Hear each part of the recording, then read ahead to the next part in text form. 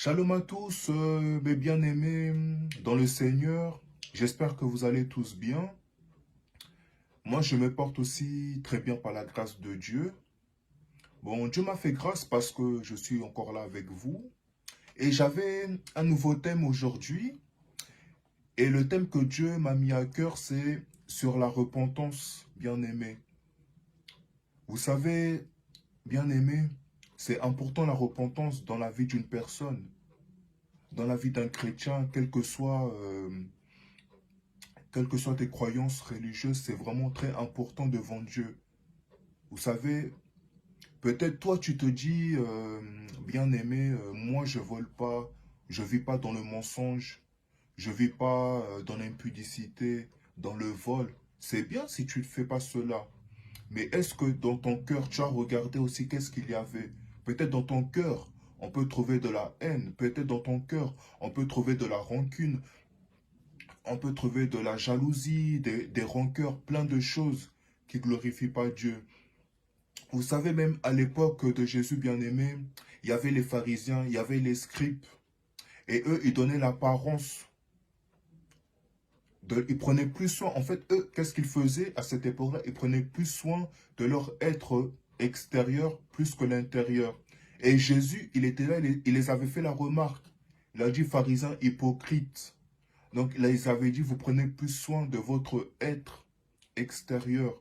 Et il a dit, il faut aussi prendre soin de l'intérieur. Il faut aussi nettoyer l'intérieur. Et c'est ça que Dieu nous demande quand nous prions devant lui, bien-aimé. Qu'il faut enlever aussi toutes les mauvaises semences qui ne sont pas bien devant lui. Que ce soit les haines, les rancunes, les jalousies. C'est ça aussi qu'on appelle la prière de repentance. C'est que tu confesses tous tes péchés.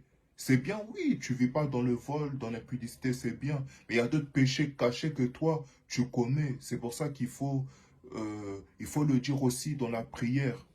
Oui, bien-aimé, personne n'est parfait. Nous tous, on a nos défauts. Nous tous, on a nos faiblesses. Nous tous, on commet des péchés. Ça peut être par des pensées, ça peut être aussi par des imaginations. La Bible le dit même, celui qui dit qu'il n'a point de péché, il se séduit lui-même. Donc devant Dieu, on pêche. Donc c'est très important, bien aimé, la prière de repentance. C'est vraiment important. On voit bien aimé aussi comment Dieu avait détruit Sodome et Gomorrhe. Oui, Dieu les avait détruits à cause de leurs péchés. Parce il y avait trop de péchés. Et Dieu, il s'est tenu devant Abraham, il a dit, je vais détruire ces deux villes, Sodome et Gomorrhe, parce qu'il y a trop de péchés. Et on voit aussi que Abraham aussi, il avait supplié Dieu de ne pas détruire ces deux villes, parce que là aussi, il y avait son neveu qui habitait dans des deux villes avec sa famille. Mais je crois que par la suite, Dieu avait préservé son neveu, mais il a détruit ces deux villes, Sodome et Gomorrhe. Parce qu'on trouvait toutes sortes de péchés. Il y en a qui vivaient dans l'immoralité sexuelle, des gens qui couchaient entre eux, plein de péchés, et ça donnait pas gloire à Dieu en fait. Parce que même Dieu, il a dit dans sa parole, le cri contre Sodome et Gomorrhe a augmenté et leur péché est énorme. Genèse chapitre 18, verset 20. Donc voilà, c'était vraiment chaud. Et Dieu les a détruits avec le feu et le soufre. Parce que Dieu n'aime pas le péché. Il en a horreur. Et même la Bible dit, celui qui commet le péché, il est du diable. Pourquoi je dis le diable? Parce que le diable, c'est l'une des premières créatures qui s'était rebellée contre Dieu. Avant, le diable, il ne s'est pas toujours appelé le diable. Le diable, il s'appelait Lucifer. Donc c'est la première créature qui s'est rebellée contre Dieu. Pourquoi il s'est rebellé contre Dieu? Donc c'était un ange parfait en bonté, en sagesse.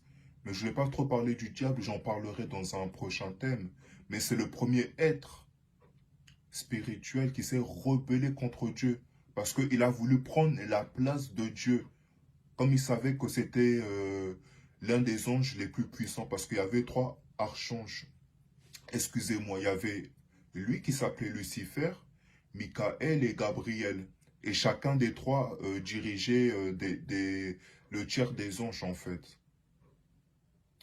Et lui, dans son orgueil, il a voulu prendre la place de Dieu. Il a même dit, je me lèverai contre Dieu, tout ça, bon.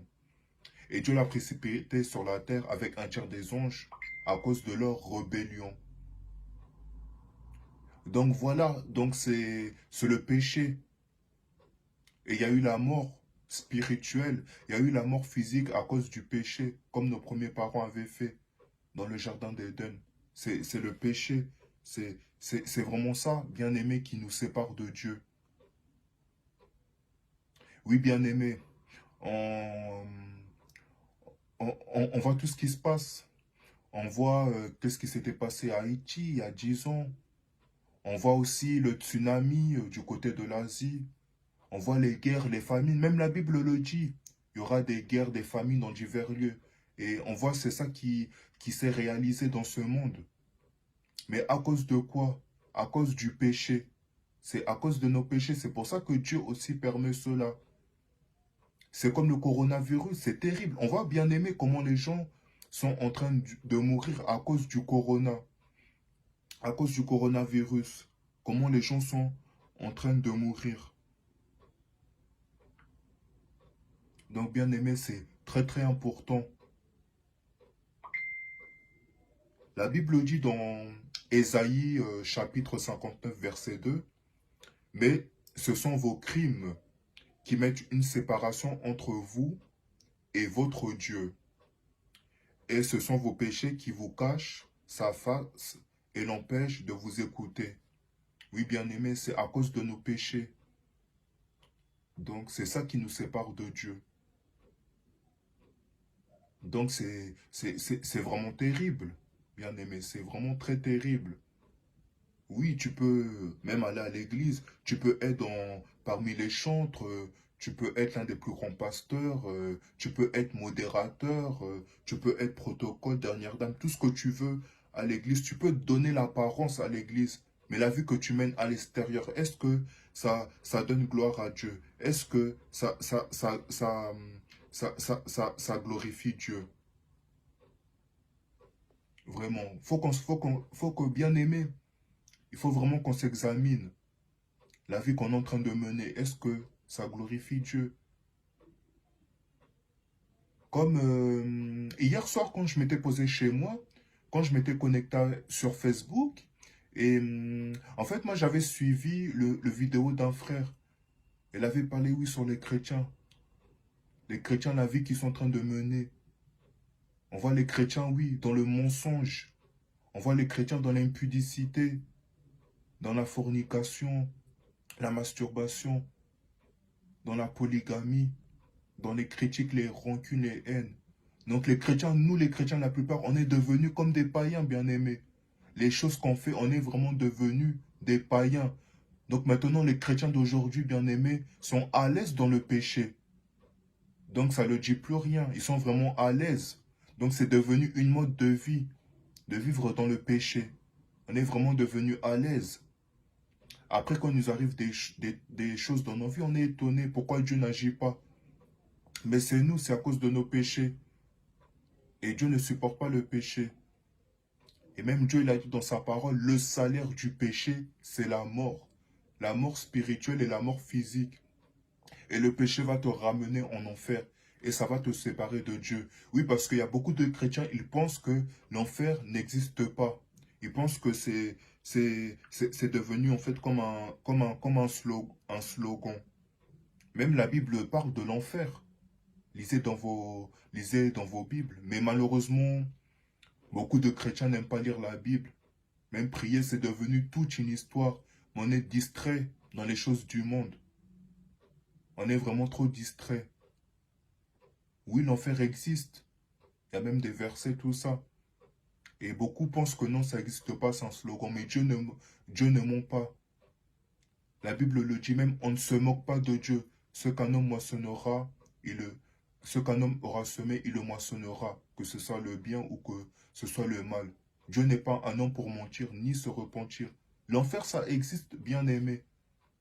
Mais l'enfer n'a pas été créé pour les hommes. L'enfer, ça a été créé, bien-aimé, pour les anges qui se sont rebellés contre Dieu, les anges déchus. Ça a été créé pour eux. Oui, regardons, lisons même dans nos Bibles. Excusez-moi. Lisons dans nos Bibles Matthieu chapitre 25, verset 41. Bon, je lis la Bible au nom de Jésus. Ensuite, il dira à ceux qui seront à sa gauche, retirez-vous de moi, maudits, allez dans le feu éternel qui a été préparé pour le diable et pour ses anges. Donc, l'enfer existe vraiment. Bon, pour l'instant, on appelle ça le séjour des morts. Ça veut dire, les anges déchus, ils sont dans le séjour des morts avec le diable. Et les chrétiens aussi, qui n'ont pas marché selon la parole de Dieu, qui n'ont pas marché dans la crainte de Dieu, aussi, ils sont dans les séjours des morts. Et les personnes qui n'ont pas accepté Jésus dans leur vie, ils sont là-bas. Et bientôt, Dieu va créer l'enfer. Ça veut dire, quand il va revenir, tout ça, pendant l'enlèvement, quand ça sera la fin de ce monde, donc il a dit, j'ai préparé l'enfer pour Satan et ses anges. Ils iront dans les temps de feu. Donc ce n'est pas pour les hommes. Mais le problème, c'est à cause de nos péchés. Et à cause de nos péchés, si on si on se repentit pas sincèrement devant Dieu, on ne donne pas nos vies à Jésus, c'est l'enfer, c'est le feu éternel. Et l'enfer, c'est définitif. Donc, il n'y a pas de aller-retour. Même si tu es en enfer, tu peux dire à Jésus, je regrette tout ça, tu pourras dire tout ce que tu veux, mais il te dira c'est trop tard. Parce qu'il te dira, quand tu étais sur la terre, moi je t'avais donné l'occasion de te repentir. Mais toi tu ne l'as pas fait, toi tu ne l'as pas écouté. Oui, vous savez bien aimé, Dieu, tantôt il parle d'une manière, tantôt il parle d'une autre. Mais on ne fait pas attention. On veut mener notre propre vie. Oui, bien aimé, nous sommes au temps de la fin. Réponds-toi sincèrement. Arrête avec le péché. Donne vraiment ta vie à Jésus. Ne sois plus une personne rétrograde, ne sois plus un chrétien rétrograde qui fait un pied dedans, un pied dehors. Chrétien, mais parfois on te voit dans les boîtes de nuit. On te voit danser devant la musique du monde, on te voit dans l'alcool, on te voit dans les cigarettes, dans l'impudicité, le mensonge. Tu es à l'aise dedans et après tu te dis chrétien. Non, tu es encore païen, tu n'es pas totalement converti. Un vrai chrétien, moi je dis, c'est celui qui marche selon la parole de Dieu, qui suit Jésus et qui fait la volonté de Dieu. C'est ça un vrai chrétien. Oui, bien-aimé, donnons vraiment nos vies à Seigneur, au Seigneur, excusez-moi. Et on le voit aussi, bien-aimé, avec le déluge de Noé, qu'est-ce qui s'était passé, tout ça. Parce que Dieu aussi avait permis le déluge à cause du péché. Donc c'était comme Sodome et Gomorrhe. Mais il y a une personne que Dieu avait préservée, c'était Noé, parce que Noé, c'était un homme intègre, qu'il marchait selon les voies de Dieu. Il a préservé avec sa famille et avec certains animaux. Et le reste des habitants de la terre qui étaient là-bas, il les a détruits. C'est pour ça qu'on appelle ça le déluge de Noé, en fait, à cause de leur péché. Oui, c'est à cause du péché, bien-aimé. C'est pour ça que c'est important de prendre une décision, bien-aimé. Prends une décision vraiment d'arrêter avec le péché et donne ta vie à Jésus. Parce qu'il va revenir bientôt. On ne sait pas quand il va revenir, hein. Nous sommes au temps de la fin. Il a dit, je reviendrai comme un voleur au moment où tu t'attends le moins. Donc, on ne sait pas, bien aimé. On ne sait pas quand il va revenir. Il peut revenir même là, maintenant. Il peut revenir le lendemain. Et s'il revient là, est-ce que toi, tu seras sûr d'être enlevé avec lui? La vie que tu es en train de mener, est-ce que tu es sûr, bien-aimé, que toi, tu seras enlevé, franchement? Oui, bien-aimé, nous tous, on doit prendre le temps de s'examiner chez nous. Que tu sois chrétien, païen, quelles que soient tes croyances, il faut prendre le temps de s'examiner. Est-ce que la vie que moi je suis en train de mener, est-ce que ça donne gloire à Dieu? Est-ce que ça glorifie Dieu? Oui, c'est très important. Parce qu'il y aura un second tour. Mais le second tour, pour être enlevé, ça sera plus compliqué. Parce qu'il y aura la marque de la bête, il y aura l'antichrist. Ça sera vraiment très chaud. Ça sera vraiment très compliqué. C'est pour cela que pendant que tu es sur la terre, répands-toi sincèrement de tes péchés et donne ta vie à Jésus. C'est ça que... C'était ça, en fait, mon thème d'aujourd'hui que je voulais dire. Donne-toi entièrement à lui.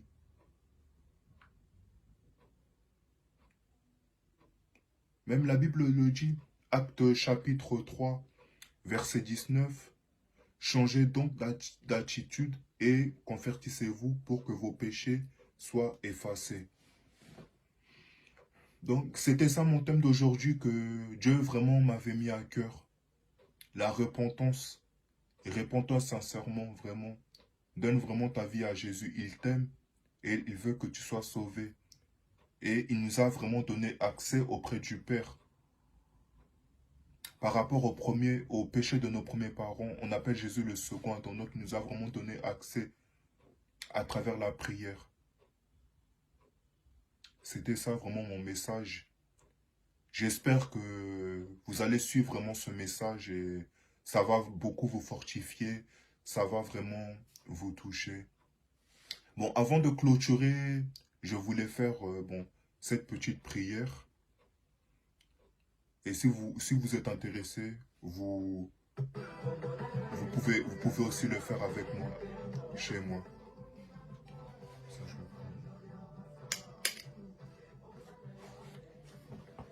prends. Ô éternel Père de gloire, je viens te remercier, Seigneur, parce que tu as agi, parce que tu t'es manifesté. Tu t'es servi de moi, Seigneur, comme un instrument pour que je puisse parler, Seigneur, à ton peuple, que je puisse parler à toutes les personnes, Seigneur, qui vont suivre cette vidéo. Je te rends gloire, je te rends la grâce, toi qui es l'alpha et l'oméga, Seigneur. Merci pour l'huile fraîche, pour l'onction que tu as répandue, Seigneur, dans ma vie. Merci parce que tu t'es servi de moi comme un instrument. Je te bénis, je te glorifie. Dans le nom puissant de Jésus-Christ que j'ai ainsi prié. Amen. Bon, sur cela, mes bien-aimés, je vous souhaite vraiment à tous vraiment une bonne soirée. J'espère que si vous avez l'occasion, vous allez regarder cette vidéo sur mon titre « Réponds-toi ». C'était ça mon thème d'aujourd'hui. Que le bon Dieu vous bénisse et à très bientôt, mes bien-aimés. Bonne soirée.